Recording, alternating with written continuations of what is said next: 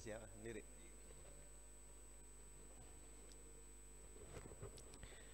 Astaghfirullahaladzim, astaghfirullahaladzim, astaghfirullahaladzim. Fatha bil qabul tamami kulli sul wa nayuli kulli ma'mul. Wa bara'an min al-laghi wal fudul wa ila hadrati sayyidina rasul sallallahu alaihi wa alihi wa ashabihi wa azwajihi wa auladihi wa dhurriyyatihi wa ahli baitihi ajma'in. Thumma ila arwahi masyayikhina wa muallimina fid din, khususan li muallifi hadzal kitab bimatnihi wa syarhihi wa usulihim wa furu'ihim wa dawil huquqi alaihim ajma'in.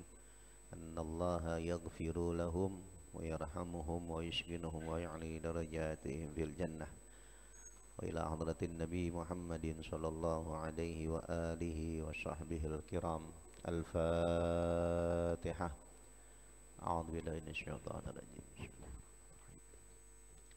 Alhamdulillah. Iyyaka na'budu shiratal ladzina.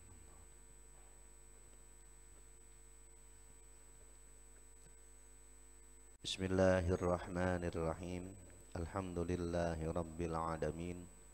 Wassalatu wassalamu ala asyrafil mursalin Sayyidina wa maulana Muhammadin wa ala alihi wa sahbihi ajma'in. Amma ba'du, fa inna asdaqal hadithi kitabullahi ta'ala wa khairal hadi hadi Sayyidina Muhammadin sallallahu alaihi wa alihi wa sallama, wa tharal umuri muhdatsatuha wa kulla muhdatsatin bid'ah wa kulla bid'atin dalalah wa kulla dalalatin finnar. Wa bi sanadil muttasilil al imamil muallifi rahimahumullahu ta'ala wa adama naf'a bihi wa bi barakati ulumihi wa bikum fid daraini amin. Qala radhiyallahu ta'ala anhu ajma'in. Melanjuti kajian kita dalam kitab Riyadul Badi'ah, masih berkenaan tentang keimanan. Kalau taklim sebelumnya kita telah membahas sifat yang wajib, yang mustahil maupun yang jaiz, baik pada Allah dan Rasulnya. Malam ini kita akan membahas tentang i'tiqad, kepercayaan ataupun keyakinan kita kepada malaikat-malaikat Allah. Dalam kitab Riyadul Badi'ah, pengarang mengatakan wa yajibu 'alal mukallafi aidan an ya'taqida annal malaikata alaihimus salatu wassalamu min jumlati ibadillahil mukramin wa annahum ma'sumuna min jami'il ma'asi munazzahuna an sifatil bashari wa annahu la ya'lamu kathratahum illallah ta'ala wa minhum Jibrilu wa Mikailu wa Israfilu wa Ajrailu wa huwa wa haula'il arba'atu humur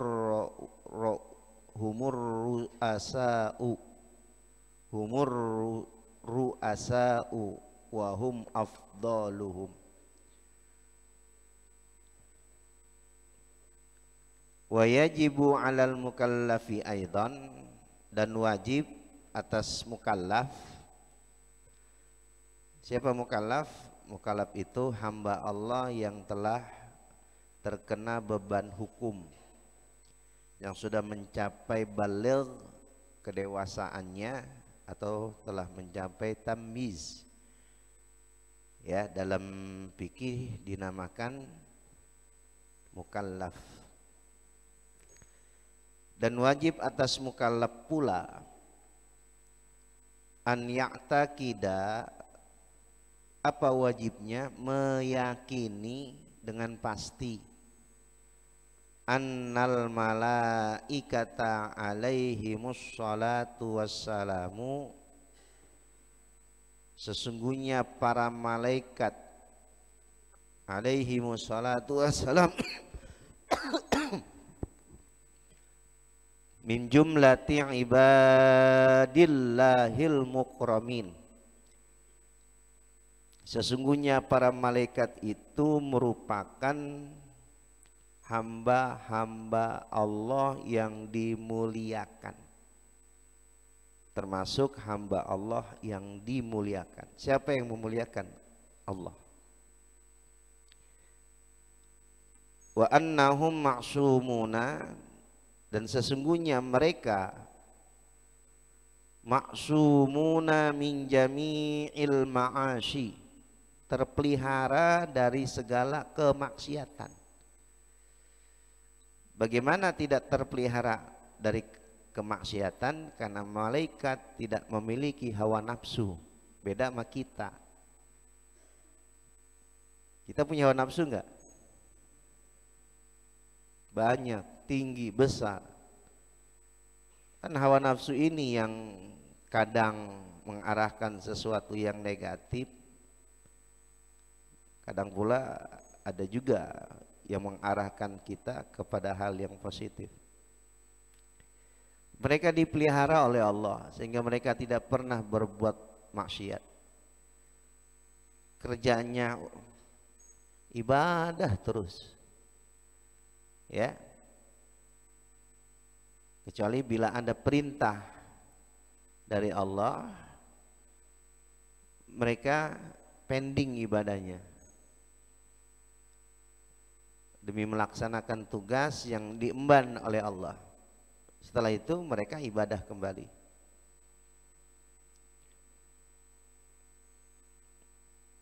Munazzahuna an sifatil basyari, para malaikat tersucikan dirinya dari sifat kemanusiaan. Nggak punya hawa, nggak punya nafsu. Pokoknya sifat-sifat kemanusiaannya itu ditiadakan oleh Allah. Makanya yang ada ibadat terus. Wa annahu, dan bahwasanya jumlah malaikat itu la ya'lamu kathratahum, tidak ada yang dapat mengetahui banyaknya malaikat, illallahu ta'ala, kecuali hanya Allah yang mengetahui berapa banyak jumlahnya malaikat. Namun bila kita korelasikan atau kita referensikan dengan hadis,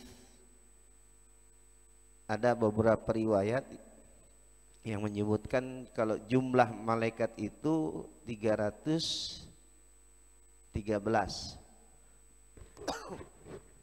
Ya. Tetapi ini tidak dapat dipastikan, termasuk juga Rasul dan Nabi nanti. Tapi yang jelas jumlahnya banyak. Tapi yang wajib kita ketahui itu hanya 10. Ya. Dan ini fardu ain nih, per individu, personality harus tahu. Dari 10 malaikat yang wajib. Siapa saja mereka? Wa minhum, di antara jumlah malaikat yang begitu banyak, di antaranya satu, Jibrilu, malaikat Jibril. Wa Mikailu, malaikat Mikail. Wa Israfilu, malaikat Israfil. wa Ijrailu dan malaikat Ijrail. Berapa tuh jumlahnya? 4. Jibril, Mikail, Israfil, Izrail. Ingat ya. Nah, 4 malaikat yang telah disebutkan tadi wa haula'il arba'atu humur ru'asa'u. Jumlah 4 malaikat yang telah disebutkan yaitu Jibril, Mikail, Israfil, Izrail merupakan pimpinan-pimpinan malaikat. Ada yang menyebutkan satu malaikat Jibril mimpin 1000 malaikat. Kalau 1001 malaikat, 4 saja udah ketahuan jumlahnya berapa? 4000. Ya. Wahum afdaluhum, dan 4 malaikat ini siapa? Jibril, Mikail, Israfil dan Ijrail, malaikat yang paling utama. Makanya disebut ru'asa, pentolan, ya, atau bahasa kita kepala suku. 4 ya. Wa minhum, dan di antara jumlah malaikat dari sekian banyak itu, hamalatul arsy, ada malaikat yang tugasnya menjunjung arasy. Wahum al-ana, sekarang mereka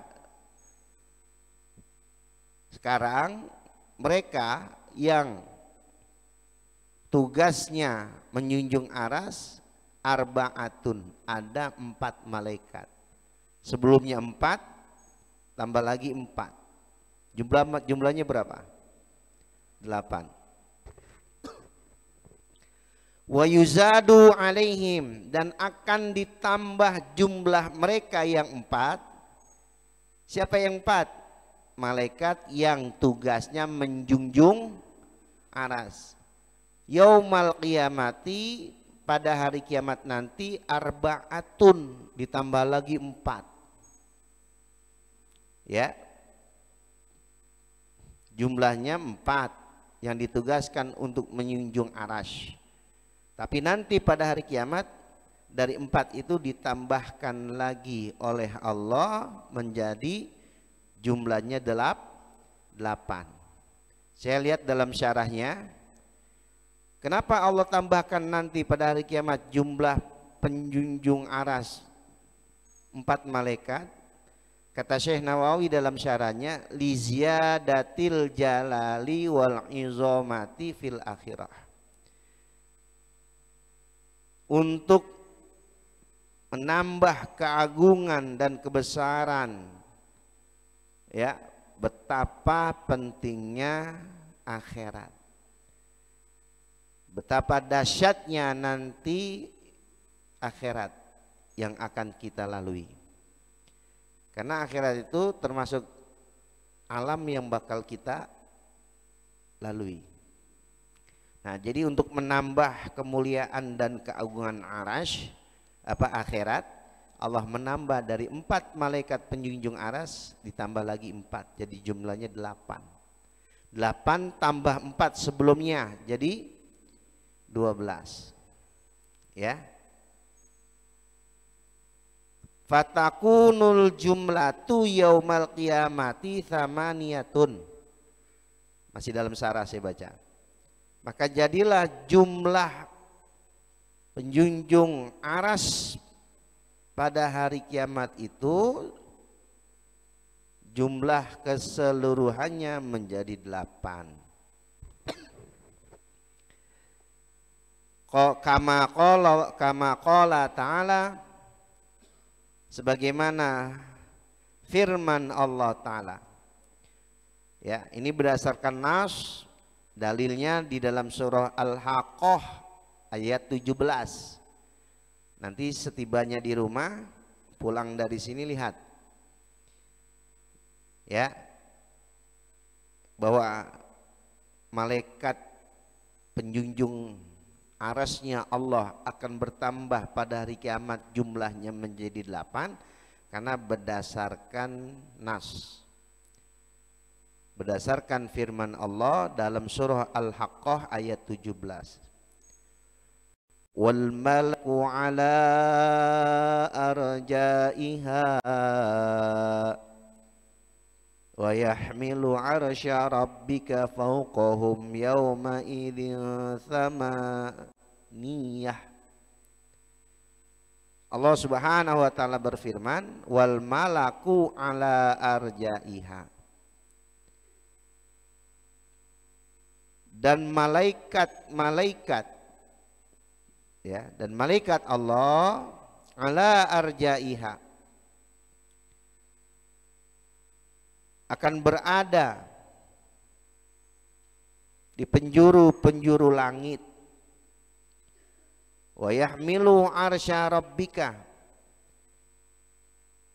dan akan menjunjung aras Tuhanmu, fauqahum, di atas kepala mereka, yauma idzin, pada hari itu, hari kiamat, tsamaniyatun, jumlahnya 8. Nah, 8 malaikat yang nanti ada pada hari kiamat, yang awalnya dari 4 jadi 8 karena berdasarkan ayat Al-Quran.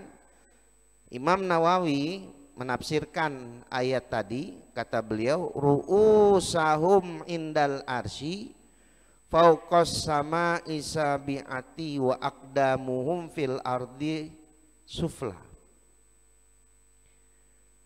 Fisik malaikat, 8 malaikat nanti yang akan menjunjung arasnya Allah, 8 malaikat yang menjunjung arasnya Allah pada hari kiamat nanti, fisik mereka itu kepalanya berada di atas langit. Langit keberapa? Kepalanya berada di atas langit yang ke-7. Wa aqdamuhum, dan kaki-kakinya dari 8 malaikat, fil ardi sufla, kakinya berpinjak pada bumi yang paling bawah, dasar bumi. Hanya apa? Hanya untuk menjunjung atau menahan arasnya Allah. Kayak langit, coba kita lihat langit, ada nggak pondasinya? Ada tiangnya? Ada. Barusan kita bahas 4 malaikat. Lihat tuh kali, palanya ada di langit yang ke-7, ya. Terus sampai dari langit yang ke-7 sampai aras palanya malaikat. Turun ke bawah, kakinya mereka berpijak sampai pada bumi yang paling dasar. Itu pondasinya, cuman kita nggak melihat. Dan nggak akan terlihat. Tapi oleh para pakar ahli tafsir, ini dimaknakan tiangnya langit. Jadi kalau ada pertanyaan, kenapa langit tidak bertiang? Jawabnya salah. Jawabnya salah. Orang langit ada tiangnya, kenapa nanyanya langit tidak bertiang? Lalu kalau kita bilang salah, langit itu bertiang, apa tiangnya? 4 malaikat. Ntar hari kiamat akan bertambah jumlahnya menjadi 8. Saya baca dalam literatur kitab yang lain, kenapa Allah menambah 8? Apa menambah 4 menjadi 8? Oh, ternyata beban bobot jumlah manusia saat itu lebih berat ketimbang aras. Paham nggak? Paham nggak? Apa bengong? Saya ulang. Sekarang nih, tadi dikatakan wahum al-an, mereka sekarang jumlahnya 4. Nanti pada hari kiamat berdasarkan surah Al-Haqqah ayat 17 Allah menambah lagi 4 malah, jadi jumlahnya dalam. Saya referensikan ada kitab lain ya, dalam Hasyiah Baijuri disebutkan kenapa ditambah 8, karena nanti bobot beban manusia di mana saat itu di padang mahsyar kumpul semua dari zaman Nabi Adam sampai zaman manusia yang ngalamin kiamat. Bayangin coba, karena kalau orang nih warga kumpul satu kelurahan banyak nggak? Satu negara 212 dah yang kemarin tuh 212 414 ya, banyak nggak? Sholat subuh bisa melebihi orang, lebih banyak jumlahnya dari wukuf dia padang Arafah. Bayangkan, itu kelihatan banyak. Taruhlah itu cuman baru warga rakyat Indonesia, itu jumlahnya luar biasa. Ini semua negara kumpul, gak satupun manusia yang pernah merasakan hidupnya di dunia gak kumpul. Dia datang semua, dikumpulin semua, dibangkit sama Allah di padang mahsyar. Makanya karena jumlah manusia, beban bobotnya melebihi aras, Allah tambah 4, jadi jumlahnya 8 ya.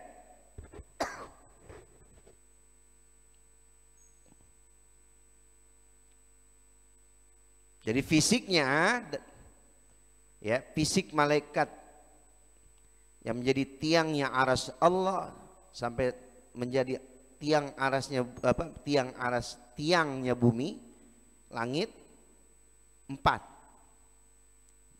akan menjadi 8 pada hari kiamat. Nah, palanya ada di langit yang ketujuh sampai aras, lalu kakinya berpijak sampai dasar bumi. Wa qurunuhum kakurunil wa'li ay baqaril wahsyi, dan malaikat bertanduk. Tanduk malaikat seperti tanduknya bakor. Apa bakor? Bakor apa?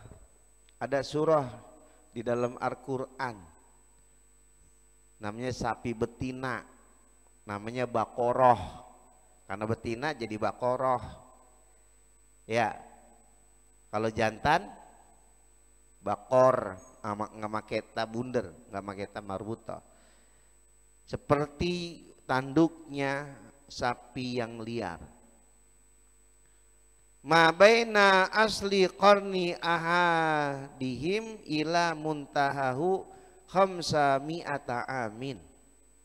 Allah, itu bentuk tanduknya. Salah seorang dari 8 malaikat, dari ujung ke ujung panjangnya tanduk seukuran perjalanan 500 tahun baru sampai. Tanduknya malaikat tuh ya, panjangnya ukuran 500 tahun baru sampai. Kira-kira dari mana ke mana? Hah? Jalan kaki lagi, nggak naik motor, nggak naik mobil. Oh, jangan dibayangin dah, serem pokoknya. Kita diseruduk kambing aja kabur, ya, diseruduk kebo, takut nggak? Apalagi ntar kalau diseruduk malaikat yang tanduknya panjangnya sepanjang ukuran 500 tahun baru sampai. Ngitungnya gimana nih?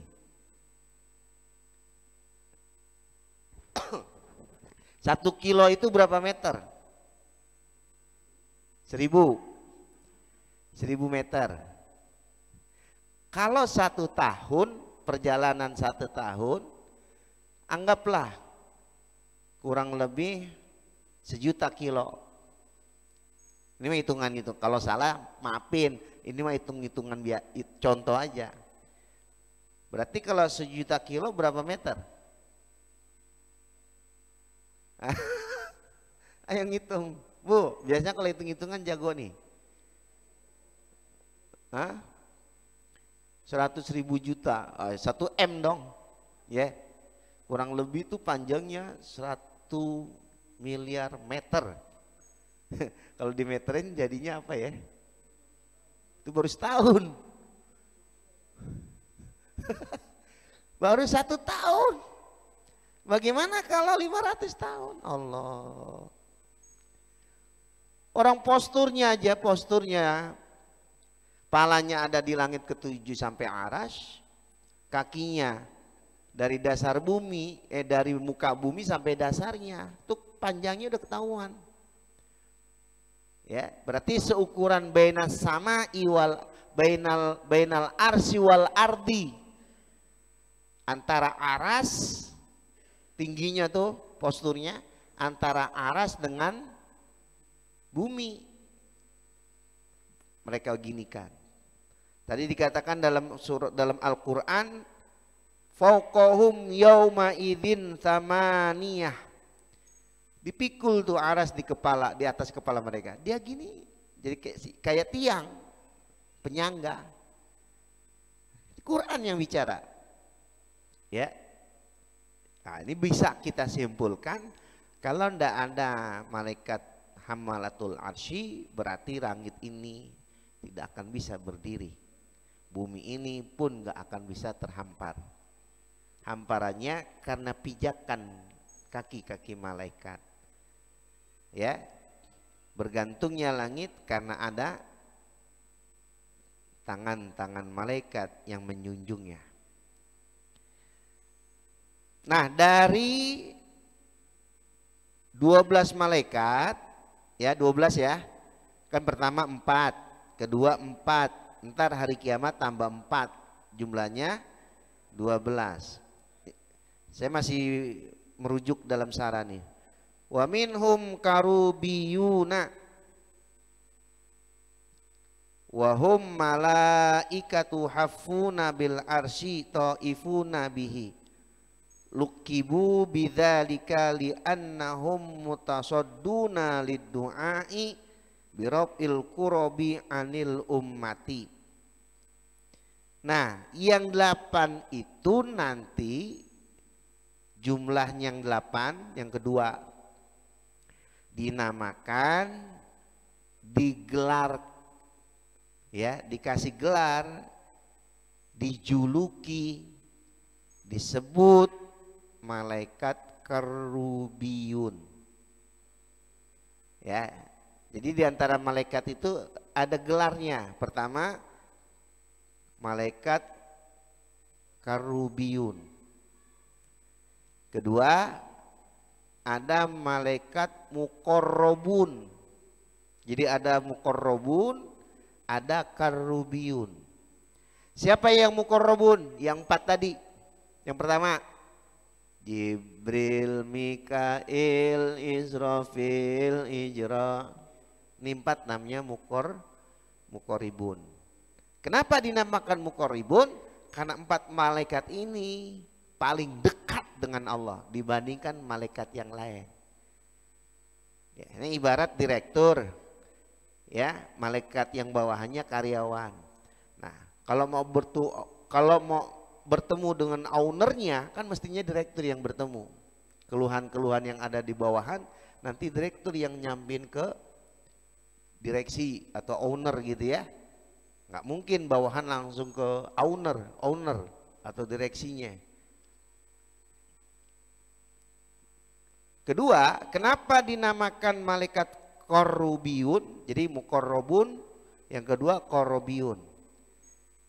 Ya, siapa tuh yang korubiyun? Yang 8 tadi. Di antaranya yang 4 yang telah disebutkan.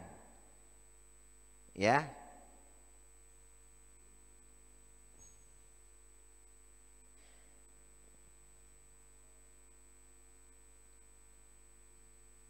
Li'annahum mutasadduna lid-du'a biraf'il qurabi anil ummah.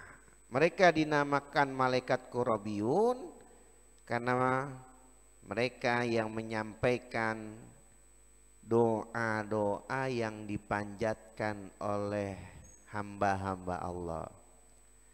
Ya, jadi doa-doa kita yang menyampaikan sampai di tangan Allah, sampai di hadapan Allah adalah malaikat Karubiyun, terutama doa yang berkenaan perlindungan dari berbagai macam musibah, petaka, bala.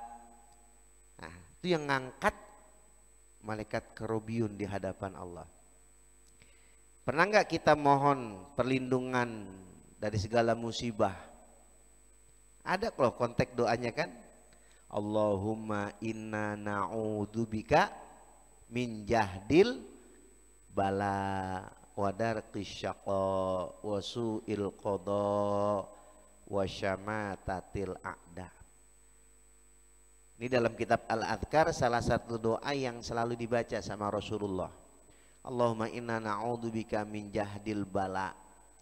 Ya Allah, sesungguhnya aku berlindung kepadamu dari macam-macam musibah. Ya. Wa darqis saqa. Dan aku mohon perlindungan darimu dari segala keburukan, kejelekan yang mendasar. Wa su'il qada. Dan aku mohon perlindungan kepadamu dari takdir yang jelek. Wa syamatatil a'da. Dan aku berlindung kepadamu dari kebencian musuh. Ya, baik musuh secara personil atau secara garis besar. Apa itu orang kafir secara global ya. Nah, ini salah satu bentuk doa yang dibaca Rasulullah, minta perlindungan dari segala musibah. Dan disunatkan tuh kalau kita sekalipun dengan konteks bahasa Jawa, bahasa Sunda ataupun bahasa yang memang ada konteksnya. Contohnya dari Rasulullah, sunat ketika lapat bala membalikan tangan. Seperti Allahumma inna na'udzubika min jahdil bala. Ya, angkat membalikan tangan. Kenapa? Abu Zakaria Yahya bin Syaraf An-Nawawi dalam Al-Adhkar menjelaskan karena bala datangnya dari bawah. Bala, musibah itu datangnya dari bawah. Sementara kalau kita berdoa berkenaan tentang rahmat ditadahkan. Kenapa? Karena rahmat datangnya dari atas.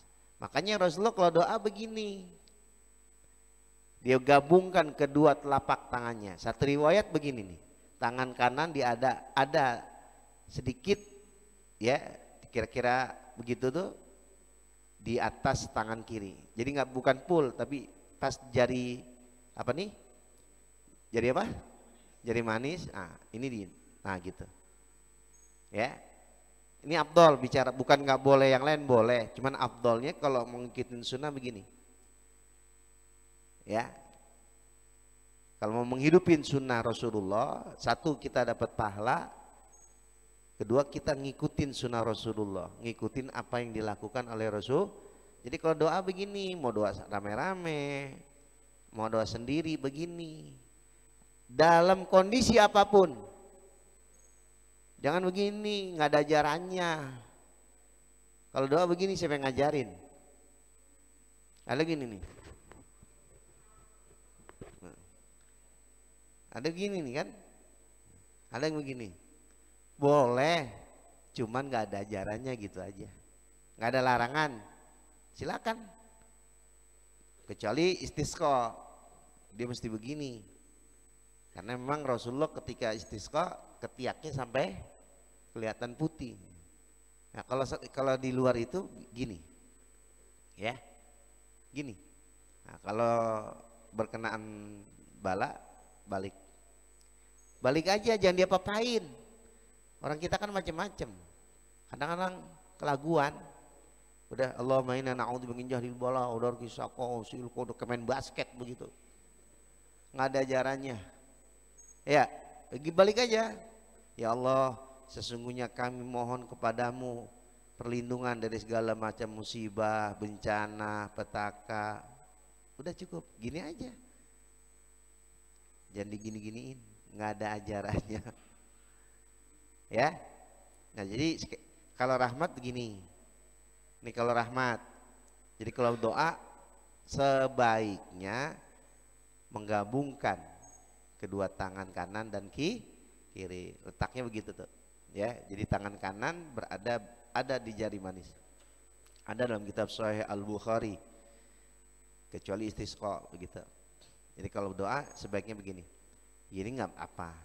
Cuman kalau orang Betawi kalau doa begini nih ya lama dikabulnya. Bahkan bisa jadi nggak dikabul. Sekarang pertanyaannya, kita kalau mau berdoa maunya diterima apa enggak? Terima. Nah, biasanya kalau nerima sesuatu nanggapin enggak? Ibu dikasih sesuatu berarti kan nerima. Nerima itu kan artinya nanggapin. Nanggapin kan begini atau begini kan? Nah sekarang kalau begini berarti nggak nanggapin, nyeplos. Beneran, serius. Entar deh baca Al-Adhkar dah. Pantas doa kita nggak diterima-terima, orang nyeplos. Coba kalau ditadahin, ya ditadangin, nyangkut, gitu nggak? Cara logika aja masuk akal. Belum bicara referensi nih. Ada di Al-Adhkar itu bagian adab dalam berdoa. Ngadep kiblat, ya, khusyuk, rendahkan hati, rendahkan diri dalam keadaan wudu, minta sama Allah. Ya. Gitu. Begini caranya. Jangan begini. Bukan nggak boleh, silakan. Tapi adabnya begini. Sekarang kalau kita menjalankan sesuatu, kalau adab kita pelihara, adab kita jaga, hasil nggak? Sukses nggak? Sukses. Bukan sekedar sukses hasil, tapi ada keberkahan. Ya. Jadi malaikat dibagi dua, ada muqarrabun, ada karubiyun. Nah, saya balik ke matan. Nah, termasuk karubiyun, wa minhum munkarun wa nakirun, yaitu malaikat munkar dan waridwanu khazanul jannati wa maliku khazinul nar. Dan malaikat Ridwan sang penjaga surga dan malaikat Malik sang penjaga neraka. Ini yang masuk korubiyun nih. Jadi selain 8 tadi, selain 4 yang nanti di hari kiamat, yang 4-nya ini nih, munkar, nakir, ridwan, malik. Warokibun wa atidun, begitupun masuk ya malaikat korubiyun, rokib dan malaikat atid. Siapa malaikat rokib? Malaikat yang tugasnya selalu mencatat segala kebaikan manusia. Sedangkan atid mencatat segala perbuatan buruk manusia.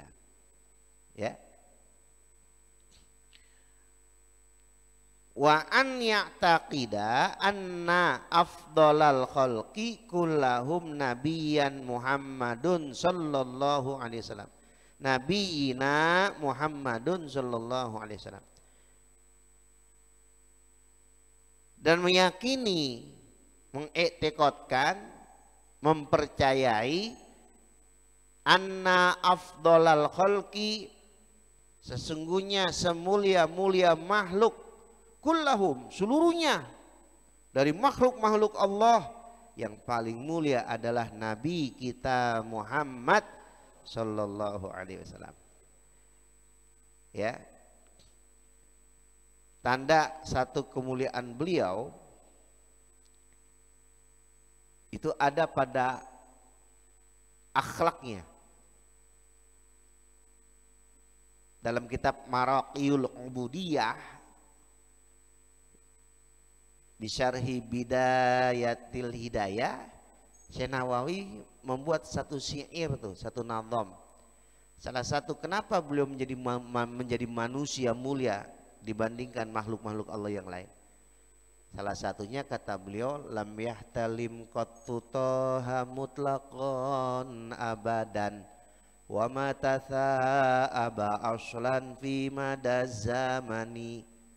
Beliau nggak pernah mimpi jima seumur hidup. Sepanjang hidupnya nggak pernah mimpi jima, nggak pernah mimpi bersetubuh. Ayo jujur, saya bicara sama yang laki-laki, ya, pernah mimpi jima? Hah? Pernah mimpi jima nggak? Normal. Justru yang dipertanyakan yang nggak pernah mimpi jima, abnormal. Siapa? Rasulullah. Abnormalnya kemuliaannya gitu, bukan dalam tanda kutip. Saking hebatnya nih manusia pilihan Allah, nggak pernah mimpi jima. Cuman beliau, nggak ada yang lain. Nabi-nabi yang lain, pernah merasakan mimpi jima, tapi Rasulullah nggak pernah mimpi jima. Selamanya, sepanjang hidupnya. Wa ma tatha'aba aslan fi madaz zamani. Sepanjang hidupnya beliau nggak pernah menguap. Nguap ya, kalau ngantuk tuh, gitu, nggak pernah. Biasanya orang kalau nguap itu gambarannya apa? Kurang tidur. Nah, sekarang kita banyak tidur, kurang tidur, tetap aja nguap. Yang banyak tidur nguap nggak? Yang kurang tidur? Apalagi Rasulullah sepertiga dari 24 jam, sepertiganya tidur. Jam 9 tidur, jam 2 sudah bangun, munajat sampai subuh. Nggak tidur lagi, kecuali khailulan ntar menjelang johor atau setelah sholat duha. Itu pun cuma ukuran 1 jam. Kalau kita mah nggak boleh ngeliat bantal dikit. Apa bahasanya? Pelor apa? Nempel tembok, molor. Sampai nempel di pohonan, molor. Gitu ya. Min huddawabu falam tahrub wa ma waqa'at dzubabatun abadan fi jismihil hasani. Lihat Rasulullah, manusia paling mulia di antara ciptaan Allah. Min huddawabu falam tahrub wa ma waqa'at dzubabatun abadan fi jismihil hasani. Kalau ada binatang liar, maranin. Kenapa maranin itu binatang? Karena merasa teduh, merasa adem, merasa nikmat. Nah, kalau kita jangan binatang liar, binatang piaraan tetangga. Nah, kita yang maranin, apa dia yang maranin? Kita yang maranin apa dia yang maranin? Kita yang maranin, kabur gak? Kabur. Ayam, kucing, sampai kata Syekh Nawawi, zubabatun abadan fi jismil hasani, sampai laler, nyamuk nemplok di badan Rasulullah, saking wanginya tuh, saking semerbak, aroma misik keluar dalam tubuhnya Rasulullah. Makanya Rasulullah kalau keringetan, sahabat berebutan nadahin. Sahabat keringetnya bagaikan minyak misik. Keringet kita asam, kecut, berengus.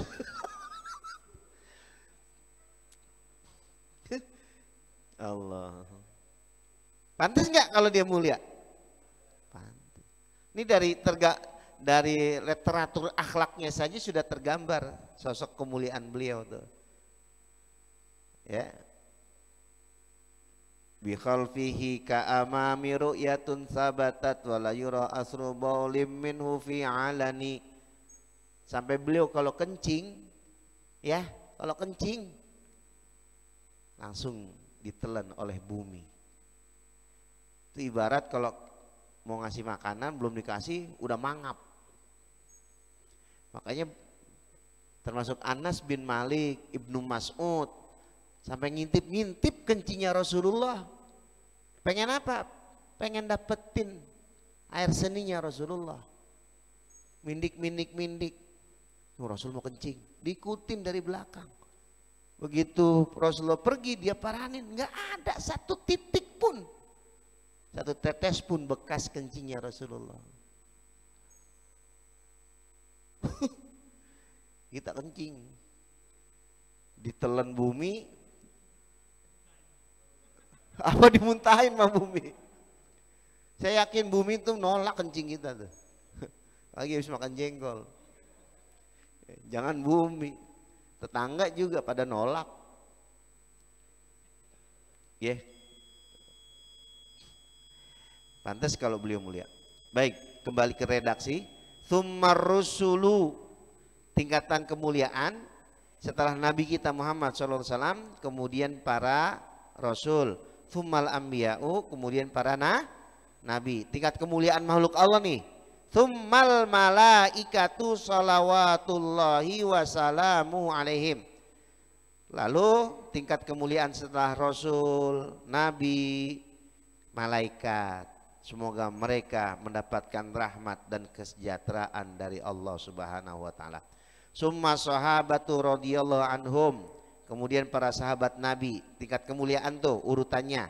Wa an ya'taqida, dan hendaklah kita meyakini annal khalqa kullahum, sesungguhnya semua makhluk yamutuna inda qidai a'marihim, mereka akan wafat ketika selesai habis masa umur mereka. Wa annal qabida li arwahihim malakul mauti, dan sesungguhnya yang mencabut ruh-ruh para makhluk adalah malaikat maut yang bernama Ijrail. Tuh ibu-ibu rajin tuh nyebutin Ijrail tuh kalau mau ngaji tuh. Ya Bu ya. Bila Ijrail datang sekujur. Jangan malu-malu, ayo. Takut apa? Takut dipanggil ntar. Takut nggak takut bakal dipanggil. Bila Ijrail datang memanggil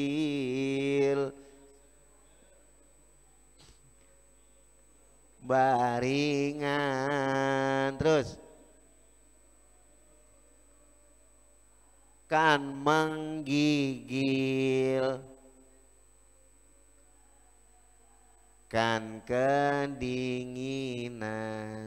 Orang nulis lagu nggak sembarangan nih. Ini berdasarkan hadis.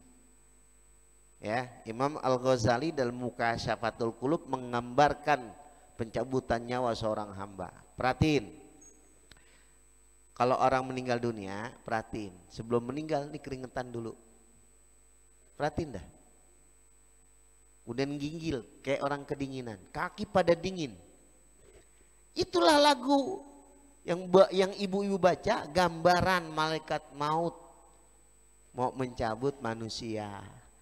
Ya, makanya kalau pengen berbuat maksiat, kalau pengen berbuat kezaliman, nyanyi aja itu, insya Allah nggak jadi berbuat kemaksiatan. Nyanyi aja itu, ya. Bila Ijrail datang memanggil, jasad terbujur di pembaringan, seluruh tubuh menggigil, sekujur badan terrasain. Kita akan merasakan semua. Baik, sampai sini Nanti kita lanjutkan lagi. Dikit lagi tanggung, mohon maaf. Wa annahum yus'aluna ba'da dafnihim fi kuburihim. Nah, setelah nanti kita dipanggil oleh Allah, nyawa tercabut dari jasad, terlepas dari badan, yus'aluna ba'da dafnihim, mereka akan ditanya semua makhluk setelah mereka berada di alam kubur, ditanya. Apa pertanyaannya? Nah, ini viral nih, sampai kapanpun viral pertanyaan ini. Zaman sekolah kita, zaman madrasah kita, man rabbuka waman nabiyuka waman kiblatuka wama imamuka waman ikhwanuka. Jawabnya Allahu Rabbi wal Qur'anu kitabi wa Muhammadun rasuli wa nabiyyi wal Islamu dini wal muslimuna wal muslimat ikhwani. Tuh, itu berlaku pertanyaan itu ntar. Setiap orang akan ditanya seperti itu. Ya. Illa jama'atan maksusin, kecuali yang nggak akan ditanya pertanyaan kubur, sekelompok manusia yang dikhususkan oleh Allah. Siapa mereka? Para nabi, hum ar-rusulu wal anbiya'u wasyuhada. Mereka para nabi, para rasul, para orang-orang yang mati itu bebas, ya. Bahkan belakangan termasuk orang yang hafal Al-Quran, tahfiz Quran, bebas pertanyaan dari kubur. Kedua, orang yang melazimkan surah Al-Muluk. Tahu surah Al-Muluk? Tabarakalladzi biyadihil mulku wa huwa ala kulli syai'in. Bacanya setiap selesai sholat isya atau sebelum tidur. Insya Allah akan terlewat dari pertanyaan munkar wan nakir. Ya, sampai sini. Wallahu a'lam bishawab.